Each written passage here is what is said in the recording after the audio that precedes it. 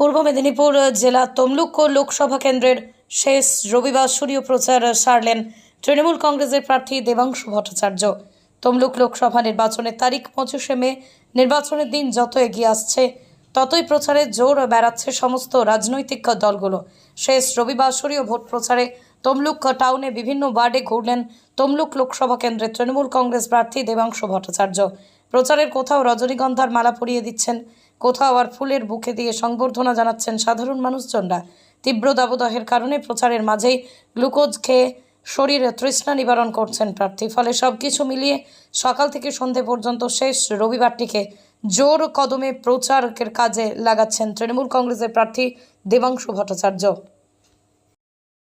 শেষ ভোটের শেষ প্রচার আজকে কি বলবেন? শেষ রবিবার আজকে।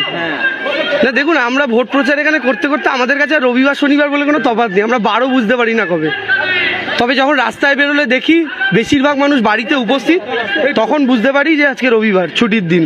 তো মানুষের সমর্থন আজকে অসাধারণ পেলাম।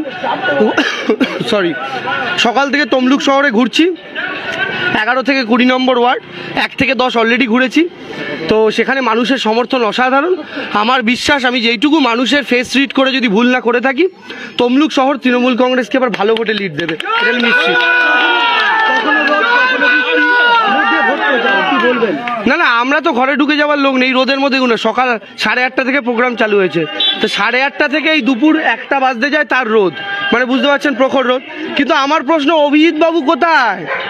উনি তো রোদে বেরোচ্ছেন না, চামড়া পোড়াচ্ছেন না, গাড়ির এসির কাঁচটুকুনিও নামাচ্ছেন না।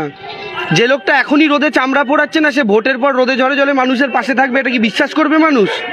অধীর চৌধুরী মন্তব্যে কেন্দ্রীয় কংগ্রেস মন্তব্য করেছেন যে তার মন্তব্যে কিছু করবেন না।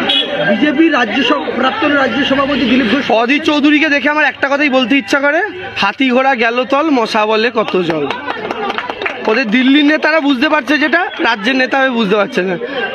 কংগ্রেসের প্রেসিডেন্টকে তার বক্তব্যকে অস্বীকার করছেন, তার বক্তব্যকে হেলায় উড়িয়ে দিচ্ছেন বিরোধী দলনেতা। এ কি বলবো আর বলুন।